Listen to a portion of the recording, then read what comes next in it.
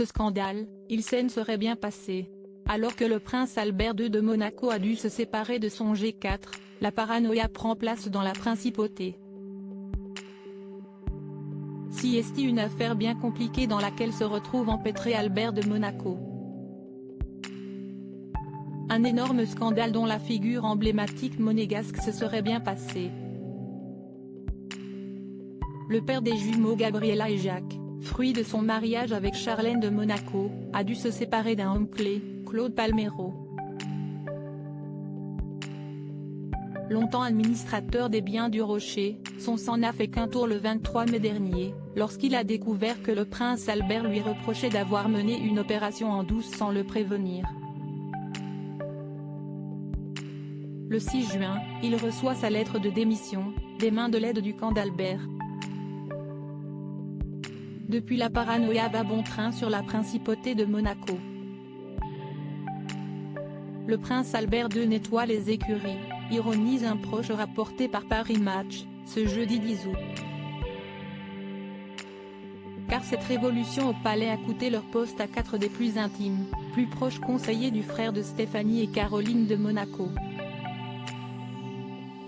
Ils formaient le G4 d'Albert, Laurent Anselmi, professeur de droit public, l'avocat et ami d'enfance Thierry Lacoste et l'autre avocat Didier Linotte et Claude Palmero.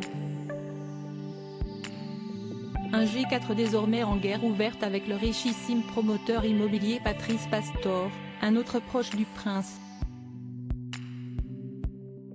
Ils ont tous grandi ensemble, évoluant sur les bancs de l'école et partageant des souvenirs de vacances idylliques. Sans eux, le prince est exposé, seul, presque nu, selon les interlocuteurs de nos confrères. Le scandale à la source de ce grand ménage si est-il l'affaire des dossiers de Rocher. En 2021, un groupe de hackers piège la boîte mail de Thierry Lacoste, interceptant 10 années de correspondance. La cible, le G4. On découvre grâce à ce déballage que Claude Palmero et Didier Linotte auraient reçu des fonds sur des comptes domiciliés en Suisse. Mais selon l'avocat Canu Bernard, avocate du G4, ces documents sont des faux. Le prince se sépare de son G4. D'où peut venir cette vendetta? Les yeux se tournent rapidement vers Patrice Pastor. Le milliardaire n'est autre que le directeur général délégué de l'entreprise JB Pastor et Fils. Il se défend d'être à l'origine de ce piratage, mais adhère aux arguments du corbeau tant recherché.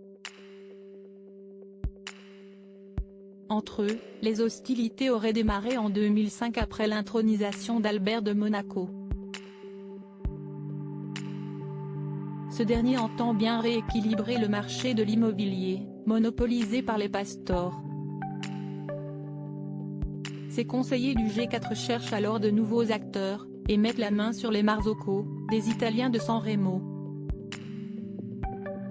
La guerre des clans va se traduire par de nombreux coups, scandales et campagnes médiatiques. Le 11 mai dernier, si est-il la goutte d'eau avec la diffusion d'un complément d'enquête, France 2, qui revient sur l'opération dite de l'esplanade des pêcheurs. Didier Linotte va y être accusé d'avoir usé de son influence pour porter la condamnation de l'État à verser à Caroline, entrepreneur monégasque, un montant vertigineux, 136 millions d'euros.